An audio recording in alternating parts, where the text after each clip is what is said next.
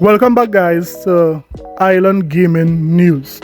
Now, yesterday, a report from the Washington Post suggested that Sony would have secured Final Fantasy VII Trilogy as an exclusive for the PlayStation platform.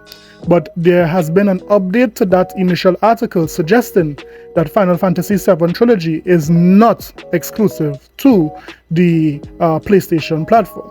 In addition to that, we'll be looking back at the Microsoft Partnership Showcase. We'll look at a brief recap of what they showed there. So sit back, relax, and chill. This is a sickness! Let's get it! All the big announcements from Xbox's March 2024 partner preview. New games, new release dates, and new trailers from the latest Xbox showcase.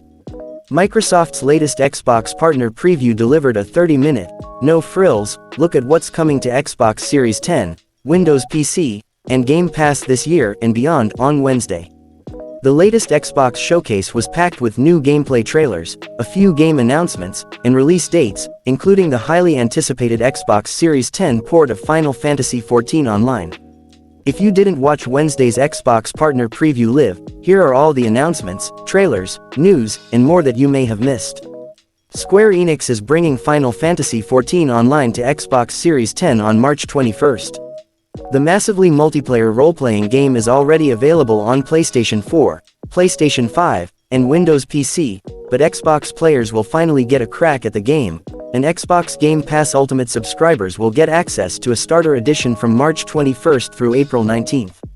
An open beta for FF14 is available now on Xbox Series 10.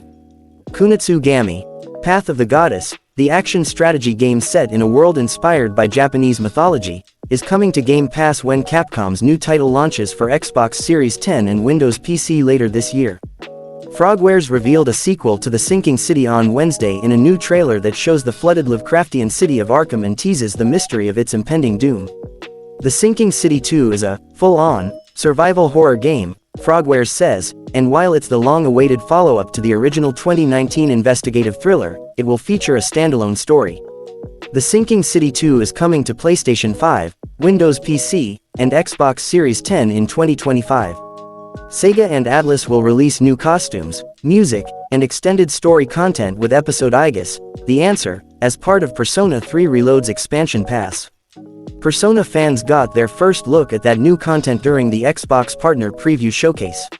Stalker Legends of the Zone Trilogy brings 3 classic Stalker games, Shadow of Chernobyl, Clear Sky, and Call of Pripyat, to Xbox One and Xbox Series 10 via backward compatibility. The trilogy is available now.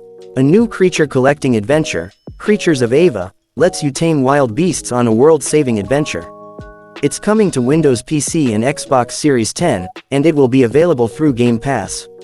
Bandai Namco and Reflector Entertainment revealed new gameplay from their game Unknown 9, Awakening, a third-person action-adventure game in which you play as Haruna, a quaster born with the ability to venture into the Fold, a mysterious dimension that overlaps our own.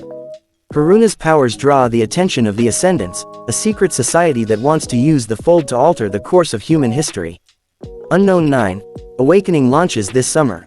11-bit Studios, emotional sci-fi game, The Alters is a blend of adventure, survival, and base-building elements, its creators say. New gameplay shows off the moon-like approach to the story. As Jan Dolsky, players create clones of himself in an attempt to escape from a deadly planet. The Alters is coming to PlayStation 5, Windows PC, and Xbox Series 10 in 2024. From Riffraff Games, Sleight of Hand is a third-person, stealth action deckbuilder about taking down your former witch coven with a cursed set of cards. The game is coming to Windows PC and Xbox Series 10 in 2025, and will launch on Game Pass. What is Roblox if not Child's Play? Appropriately, the possessed murderous doll of the Child's Play series is coming to Roblox in a new game experience called Griefful, Survive the Nightmare. It's described as a chilling interactive experience by developer Rocket Ride Games and Universal Products and Experiences.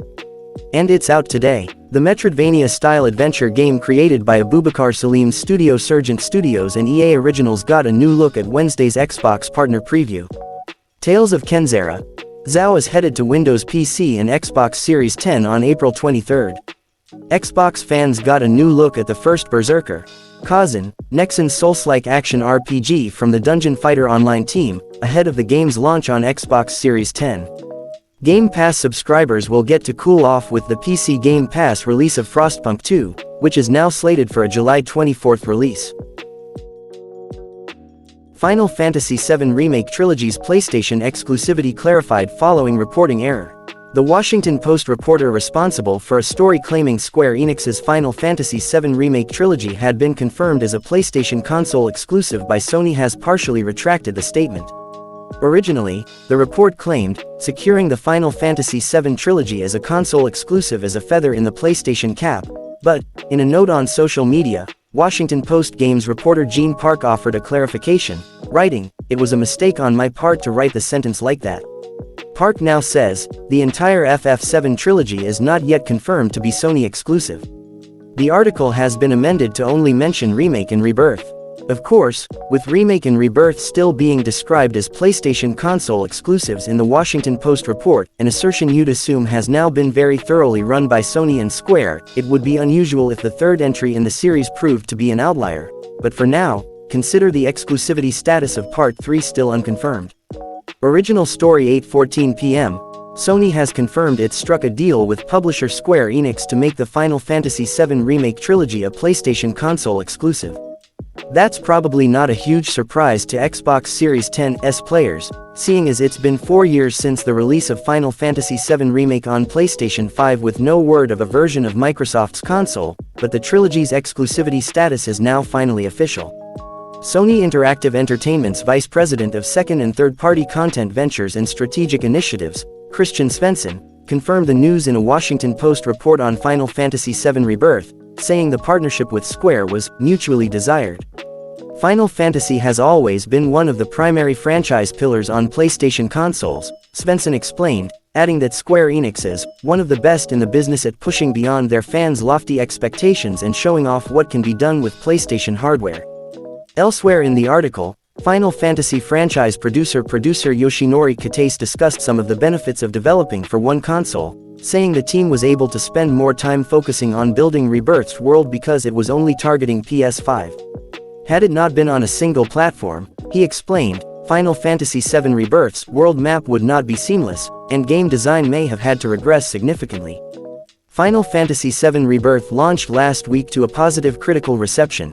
Eurogamer called it an overstuffed but lovable reimagining, and trilogy director Naoki Hamaguchi told the Washington Post he's already building a design document outlining key elements for the trilogy's concluding installment, which will expand on the original Final Fantasy VII's third act.